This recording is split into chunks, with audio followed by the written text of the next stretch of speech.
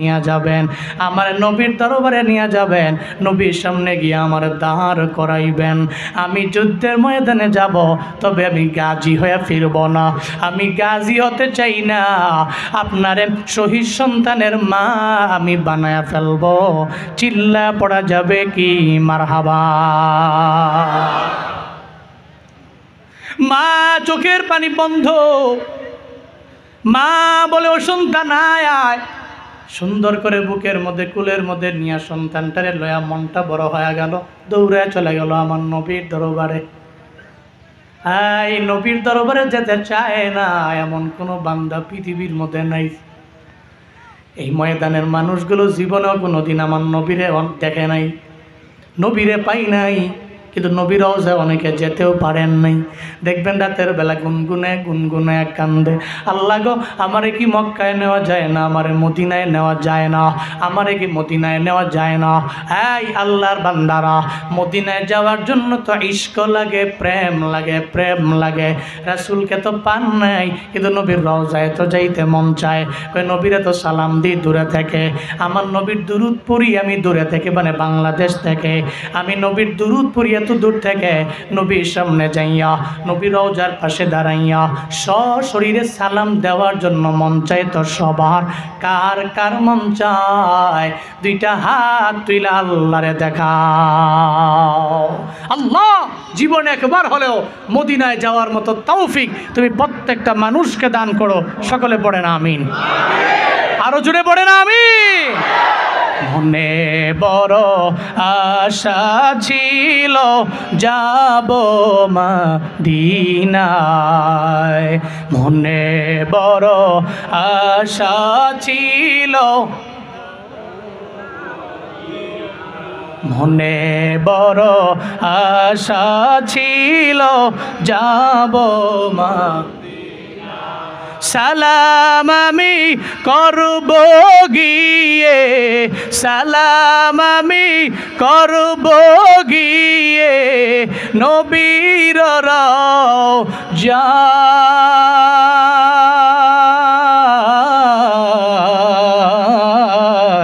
মনে বড় আশা ছিল যাব মদিনায়, মনে বড় আশা ছিল।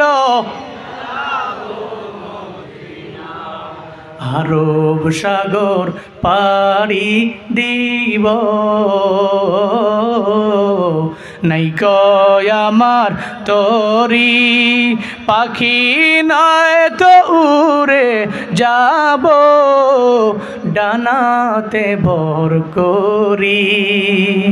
আরব সাগর পাড়ি দিব,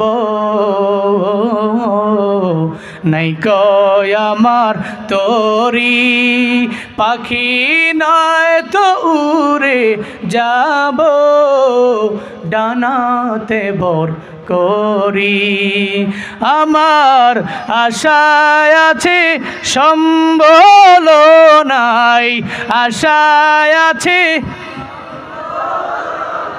আশায় আছে সম্বল নাই, করি কিও পায়।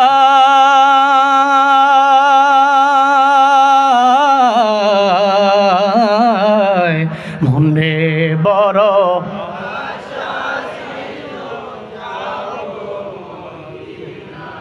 মনে বড় আশা ছিল,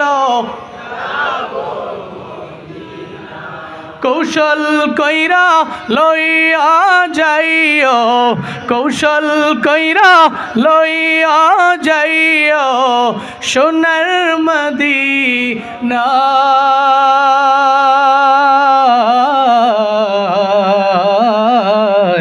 মনে বড়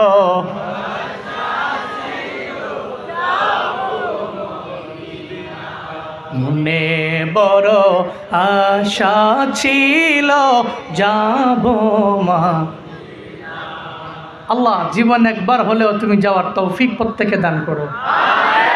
যারা যেতে পেরেছে তুমি বারবার তৌফিক দাও, পড়েন আমিন। আল্লাহ একটা মানুষকেও তুমি নবীর রওজায় গিয়ে সশরীরে সালাম দেওয়া ছাড়া কবরে নিও না। পড়েন আমিন। কোন সময়ের আমিন, কার আমিন কবুল হয় বলা যাবে? বলা যায়? আল্লাহ এই আমিন তুমি কবুল করো। বাচ্চাটাকে কোলের মধ্যে লইয়া নবীর রওজায় যাচ্ছে, নবীর পাশে যাচ্ছে, নবীর দরবারে বাচ্চাটারে দিয়ে দিবে যুদ্ধের ময়দানে, যাচ্ছে কোলে লইয়া। নবীজি নামাজ শেষ, সব সাহাবায়ে কেরাম লাইনে দাঁড়ানো, যুদ্ধের ময়দানে কে কোথায় থাকবে, কে কোথায় যাবে, সেনাপতির দায়িত্বকে পালন করবে, এই সব বিষয়ে নবী বুঝিয়ে দিচ্ছেন। লাইনের পেছনে গিয়া দাঁড়ায় গেছে মহিলাটা, কুলের মধ্যে কে যেন, কুলের মধ্যে বাচ্চাটারে লইয়া লাইনে গিয়া দাঁড়ায় গেল। সব সাহাবায়ে কেরাম অবাক, কেন এই জায়গার মধ্যে মহিলা আসলো? মহিলারে তো যুদ্ধের ময়দানে নেওয়া যাবে না। এই মহিলা কেন আইছো? যুদ্ধের ময়দানে তো তোমার নেওয়া যাবে না। কই যুদ্ধের ময়দানে আমি যাওয়ার জন্য আসি নাই, আমার কোলের মধ্যে বাচ্চাটা যে আছে এই বাচ্চাটা যুদ্ধের ময়দানে দেওয়ার জন্য আইছি। আল্লাহু আকবার। আমার এই সন্তানটারে যুদ্ধের ময়দানে আমি পাঠাইয়া দিব, এই কারণে আমি লাইনে দাঁড়ায়া গেলাম। সাহাবায়ে কেরাম বলে, কেমনে সম্ভব বলো না? মাত্র 7 বছর বয়সী একটা বাচ্চা ও যুদ্ধের ময়দানে কিভাবে যুদ্ধ করবে? ওর তো পাওয়ার নাই, ওর শরীরের মধ্যে শক্তিও নাই, ও তো যুদ্ধের ময়দানে গিয়ে তরবারিও চালাইতে পারবে না, ও নিজেরে বাঁচাইতেও পারবে না, ও তীরও মারতে পারবে না, ওর কোনো অ্যাবিলিটি নাই, ও যুদ্ধের ময়দানে জিহাদ করতে পারবে না। মহিলা রে, চলে যাও, বাড়ির মধ্যে চলে যাও, বাসার মধ্যে চলে যাও। সন্তান যেদিন বড় হয়ে যাবে ওদিন আমার নবীর দরবারে নিয়ে আসবা। মহিলা কয়, না রে, আমি তো আমার শহীদ সন্তানের মা হতে চাই, আমি শহীদ সন্তানের মা হতে চাই। এই তোমরা বুঝো না, তোমরা জানো না আমার স্বামীও তো একজন শহীদ, আমার সন্তানটারও আমি শহীদ বানাইয়া নিজের একজন শহীদ স্বামীর স্ত্রী বানাবো, শহীদ সন্তানের মা আমি নিজের বানাবো। সাহাবায়ে কেরাম বলে, নেওয়া যাবে না। এই মুহূর্তে আমার নবীর কান মুবারকের মধ্যেও পৌঁছায়া গেল। আবার মায়ার নবী কয়, ও সাহাবায়ে কেরাম, একটা মহিলার আওয়াজ এই জায়গার মধ্যে পাওয়া যায়, মহিলাকে এনাইছে বলো না, এই মহিলাকে আমার সামনে এনে দাও, আমি জিজ্ঞাসা করব কি বলতে চায়। সাহাবায়ে কেরাম মহিলারে ডাকলেন। নবীজি বললেন, মহিলারে, কেন তুমি ময়দানে আসলা? এই জায়গায় কেন আসলা? আমরা তো যুদ্ধের ময়দানে যাব, তোমার তো জীবনেও কোনোদিন নেওয়া সম্ভব হবে না। কুলের মধ্যে বাচ্চাটাকে লইয়া কেন এই জায়গার মধ্যে দাঁড়ায় আসো? মহিলা চোখের পানি ছেড়ে দেয় আর কয়, পয়গম্বর আমার স্বামী আপনার ডাকে যুদ্ধের ময়দানে গিয়ে শহীদ হয়ে গেল, আমার উপযুক্ত কোনো বাচ্চা নাই, এই ছোট্ট বাচ্চাটারে কুলের মধ্যে নিয়ে আমি চলে আইলাম, যদি অনুমতি দেন আমার এই সন্তানটারে আপনার সাথে যুদ্ধের ময়দানে আমি পাঠাইয়া দিব। ওই কও কি মহিলা, এই ছোট্ট বাচ্চাটা তরবারি ধরতে পারবে না, ও তো ঢালও ব্যবহার করতে পারবে না, আত্মরক্ষামূলক কিছু সে ব্যবহার করতে পারবে না। যাও যাও, এই সন্তানটারে নিয়ে তুমি বাড়ির মধ্যে চলে যাও। মহিলাটা ডাক দিয়া বলে, ও পয়গম্বর আমার, আমি জানি আমার এই সন্তান যুদ্ধের ময়দানে গিয়া যুদ্ধ করতে পারবে না, এটা আমার জানা, ও তরবারি ধরতে পারবে না, এটা আমার জানা, ও ঢাল ধরতে পারবে না, এটা আমার জানা, ও পারবে না যুদ্ধ করতে, নিজের বাঁচাইতে, এটা আমার জানা। তবে নবী আমি জানি গো, এটা আমার জানা আছে, ও যুদ্ধের ময়দানে যখন যাবে আপনি তারে আপনার কুলের মধ্যে, আপনার হাতের মধ্যে নিয়ে নিবেন। আপনি যুদ্ধের ময়দানে গেলে বেঈমানেরা টার্গেট করবে আপনারে মারার জন্য তীর নিক্ষেপ করবে, আর বারংবার আপনার ডান দিকে তীর মারার জন্য যখন এরা চেষ্টা করবে, আপনি আমার সন্তানটাকে ডান দিকে ধরবেন। শুধু তাই না, আপনার ডান দিকে ধরার পরে আমার সন্তানের বুকের মধ্যে অথবা দেহের কোনো অংশে যখন ওই তীরটা পড়বে, আমার নবী বেঁচে যাবে, আমার সন্তান ঝাঁঝরা হলেও অসুবিধা নাই। আপনাকে মারার জন্য ওই যুদ্ধের ময়দানে বাম দিক থেকে যখন তীর মারবে আমার সন্তানটারে আপনি বাম দিকেও ধরে রাখবেন। সন্তানের উপরে তীর পড়বে, আমার মদিনাওয়ালার নবীও আমার বেঁচে যাবে।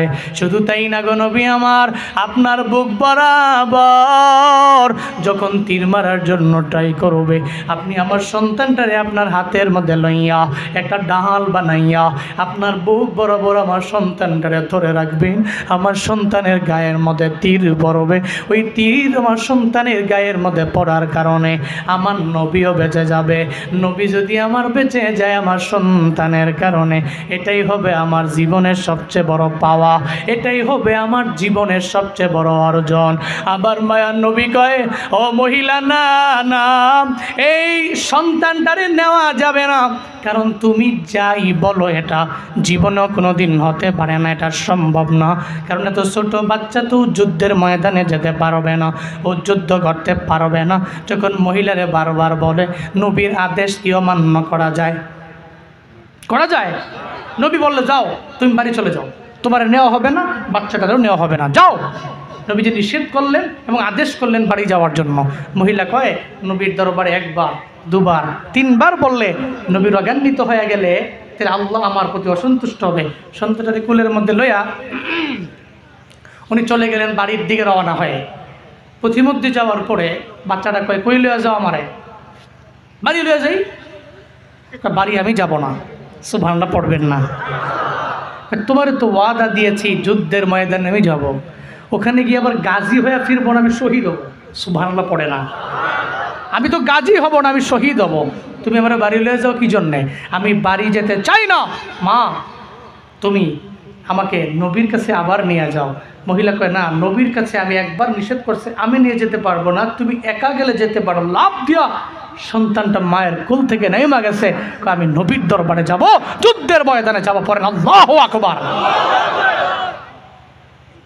দাও মা আমায় বিদায় দাও, ধুগাল ভরে চুমু খাও, যাব আমি জিহাদেতে সেই সাজে সাজিয়ে দাও, যাব আমি জিহাদেতে সেই সাজে সাজিয়ে দাও।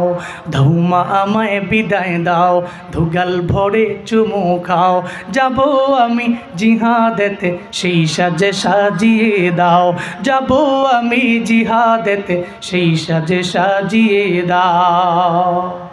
কোরআনেরই শত্রু যারা, হাদিসেরই শত্রু তারা,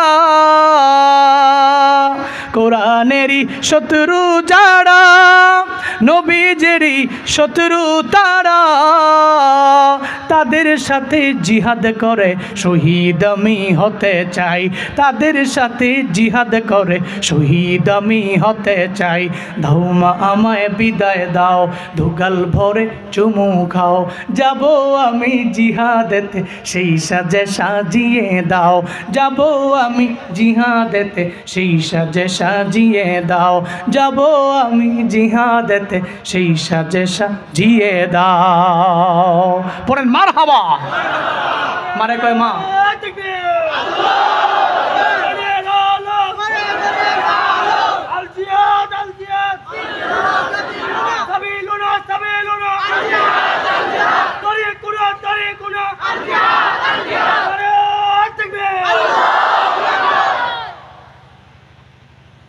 তাকবীরগুলোকে আল্লাহ কবুল করেন। আমাদের পথ জিহাদের পথ, ঠিক কিনা? নামাজ যেমন ফরজ, জিহাদও ফরজ। ইসলামে নরম আবু বকরের যেমন প্রয়োজন, গরম ওমরেরও প্রয়োজন। কথা কোন ঠিক কিনা বলেন, ঠিক কিনা বলেন?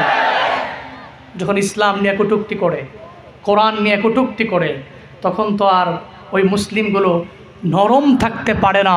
এরা হযরতে ওমরের মতো তরবারিকে কাপ মুক্ত করে ঘর থেকে রাস্তায় নেমে পড়ে। তখন ময়দানে নেমে ওই সমস্ত ইসলাম বিদ্বেষীদেরকে সর্বোচ্চ আদালতে ফাঁসির রায় কার্যকর হওয়ার আগ পর্যন্ত এরা বাড়ি ফিরে যায় না। এটা মুমিনের কাজ, এটা মুমিনের কাজ। ছোট্ট বাচ্চাটা কয়, শত্রু তো নবীজির, ওরা কোরআনের শত্রু, আমি তো আমার বাড়ি যেতে পারি না, আমার নামায় দেন কুল থেকে। কুল থেকে নামায় দিছে, দৌড়ে চলে গেছে নবীর কাছে। পড়েন সুবহানাল্লাহ। দৌড়ে চলে গেছে নবীর কাছে, যাকে নবী আমাকে বিদায় দিলেন, তোমার তো বিদায় দিচ্ছি, তুমি ছোট মানুষ, যুদ্ধ করতে পারবে না, যাও। নবীজি আবার বলছে, বারণ করছে, যাও। নবী আমারে বিদায় দিয়েন না, বিদায় দিয়েন না আমারে। পয়গম্বর, আমি জানি আমি যুদ্ধের ময়দানে জিহাদ করতে পারবো না, আমি তরবারি ধরতে পারবো না, ঢাল ব্যবহার করতে পারবো না, নিজেকে রক্ষা করতে পারবো না। তবে এতটুকু আমার জানা আছে, আমি ছোটবেলায়, আমি ছোট মানুষ, আমি যখন মা রান্না করে মার পাশে আমি বসে থাকি, আমি তাকায়া তাকায়া দেখি আমার মা চুলার মধ্যে বড় বড় লাকড়িগুলো আগে দেয় না, ছোট ছোট লাকড়িগুলো আগে দিয়ে আগুন জ্বালায়, এরপরে বড় বড় লাকড়িগুলো আমার মা চুলার মধ্যে দেয়। আমি ওখান থেকে শিখছি অনেক কাজ পৃথিবীর মধ্যে এমন আছে, অনেক কাজ আছে যে কাজ সব বড় দিয়া শুরু হয় না, মাঝে মাঝে ছোটদের দিয়াও শুরু হয়, ছোটদের দিয়াও শুরু হয়। অনেক জিহাদের ময়দান আছে, যেই জিহাদের ময়দান ছোট্ট ছোট মানুষদেরকে দিয়ে শুরু হয়, এরকম আছে না নাই? অনেক বড় কাজ, কিন্তু ইয়াং একেবারে অল্প বয়সী আলেমদের দিয়ে শুরু হয়েছে, এরকম নাই? আল্লাহ কাজ দিছে এরকম, উনি ইলিমে বড়, আমলেও বড়, কিন্তু বয়সে ছোট, কিন্তু আল্লাহ ওনারা কবুল করছে, এরকম আছে না বাংলাদেশে? আছে, বহু আছে, আল্লাহ কবুল করে নিছে। যেমন আমাদের মুফতি রেজাউল করিম আবরার হাফিজাহুল্লাহ তাআলা ওয়া রাআ, কি বয়স অনেক বেশি, মুরব্বী আলেম না, এমন না, উনি তো মুরব্বী আলেম না, ইয়াং মানুষ, জুয়ান মানুষ, কিন্তু কাজ নিচ্ছে আল্লাহ অনেক বেশি। তো ছোট্ট ছোট্ট সাহাবী কয়, নবী আমি জানি মা যখন চুলার মধ্যে আগুন জ্বালায় বড় লাকড়িগুলো আগে দেয় না, ছোট্ট লাকড়িগুলো আগে দেয়, দেওয়ার পরে ধারাবাহিকভাবে এরপরে বড় লাকড়িগুলো দেয়। তো এর মানে বোঝা গেল মাঝে মাঝে আগুন ধরাতে গেলে ছোট লাকড়িরও প্রয়োজন হয়। তা আমিও চাই যুদ্ধের ময়দানে আমি যাব, ওই জিহাদের ময়দানে গিয়া যুদ্ধের ময়দানে সব সাহাবায়ে কেরামের সামনে আমি দাঁড়াবো, যুদ্ধের ময়দানের প্রথম তীরটা যদি আমার ওপরে পড়ে, যুদ্ধের ময়দানে যুদ্ধ শুরু হবে, আমি ছোট্ট বালকের মাধ্যমে। পড়েন আল্লাহু আকবার। নবীজি এরপরে বারণ করে দিলেন, তোমার নেওয়া হবে না। নবীজি কয়, ছোট সাহাবী রে তুমি চলে যাও, আমি নবী তোমারে ওয়াদা দিয়ে দিলাম, বড় হলে তোমারে নিয়ে যাব, আমি বড় হইলে তোমারে নিয়ে যাব, ওয়াদা দিলাম। এর উপর ওর সন্তানটা তো মানতে চায় না, বাচ্চাটা মানতে চায় না, নবীর সাহাবী ছোট্ট সাহাবী মানতে চায় না। এদিকে আল্লাহর তো জানা আছে, আল্লাহ তো দেখতেছে এই ছোট্ট বাচ্চাটা জিহাদের ময়দানে যাইয়া নিজের সুহাদাদের খাতার মধ্যে নামটা উঠাইয়া দেওয়ার জন্য সে পাগলের মতো হয়ে গেল। সে এমন পাগল হয়ে গেল, যুদ্ধ করবে, আবার নিজেরে শহীদ বানায় ফেলবে। এই চিন্তা নিয়ে নবীর দরবারে বলে, আল্লাহ তো জানে, আল্লাহ তো দেখে। আল্লাহকে, জিবরাইল আমার নবীর দরবারে চইলা যাও, আমার নবীর দরবারে যাও, আমার নবীর দরবারে যাইয়া নবীরে জানায়া দেও, নবী যেই বাচ্চাটারে সাহাবীটারে বারবার বাড়ির মধ্যে ফিরাইয়া দেয়, যুদ্ধের ময়দানে নিবে না, ও যুদ্ধ করতে পারবে না, তরবারি ধরতে পারবে না, ও ঢাল ব্যবহার করতে পারবে না, ও তীর মারতে পারবে না, নিজেরে বাঁচায়া রাখতে পারবে না। এই জিবরাইল আমার নবীর দরবারে গিয়া জানা, আমার নবীরে গিয়া বলো আমার নবী যাতে তারে আর দ্বিতীয়বার আর বারণ কইরা বাড়ির মধ্যে না নিয়ে যায়। আজকে যুদ্ধের ময়দানে যারা যাবে, যারা জিহাদের ময়দানে গিয়া শহীদ হয়ে যাবে, এই সমস্ত সব সুহাদাদের লিস্ট তো আমার আল্লাহর কাছে আছে। ওই লিস্টের মধ্যে প্রথম কাতারে প্রথম নামটা যার নাম, এটাই তো ছোট্ট সাহাবীর নাম। আজকে যুদ্ধের ময়দানে যারা শহীদ হয়ে যাবে, এদের মধ্যে এক নাম্বার হবে ছোট্ট সাহাবী। আমার নবীর গিয়ে জানায়া দাও, আরশে মুআল্লা থেকে পাশ হয়ে গেছে, আরশে মুআল্লা থেকে পাশ হয়ে গেছে। এই ছোট্ট বাচ্চাটা আজকে যুদ্ধের ময়দানে যাবে, গাজী হয়ে ফিরবে না, তার মায়েরে শহীদের মা বানাইয়া ওই যুদ্ধের ময়দানেই তার দাফন হয়ে যাবে। আমি আল্লাহর পক্ষ থেকে এটাই ঘোষণা, নবীরে গিয়া জানায়া দাও। জিবরাইল আইসা কয়, ও পয়গম্বর, কেন বারবার বারণ করেন? এই ছেলে আপনার দরবারে আসে, আপনি ফিরাইয়া দিলেন, আবার আসলো, আবার ফিরাইয়া দিলেন, আবার আসছে, আবার আপনি বারণ করেন। আল্লাহ তো তারে এমনভাবে কবুল করে নিল, ও পয়গম্বর, তারে আপনি আর ফিরাইয়া দিবেন না। আজকে যুদ্ধের ময়দানে তারে পাঠাবেন, আপনার সঙ্গে আপনি নিয়ে যাবেন। যুদ্ধের ময়দানে আজকে যারা শহীদ হয়ে যাবে, এদের মাঝে এক নাম্বারই হলো তার নাম। চিল্লায় পড়া যাবে কি সুবহানাল্লাহ? এক নম্বরে তার নাম। মা যখন শুনলো মনটা বড় হয়ে গেল, কারণ মায়েরা জানে রে, সন্তান যদি আমার যুদ্ধের ময়দানে যায় শহীদ হয়ে যায়, শহীদ সন্তানের মা বাবা বড় ভাগ্যবান, আল্লাহ এদের জান্নাতে দিয়ে দিবে। এক নম্বরে সুহাদাদের মা বাবারা, যারা যারা সুহাদা এদের আব্বা আম্মারা জান্নাতি। এরপরে 2 নম্বরে কোন মা বাবা জান্নাতি। 2 নম্বরে হাফেজে কোরআনদের মা বাবা জান্নাতি, যারা আলেম হয়ে গেল, হাফেজ হয়ে গেল।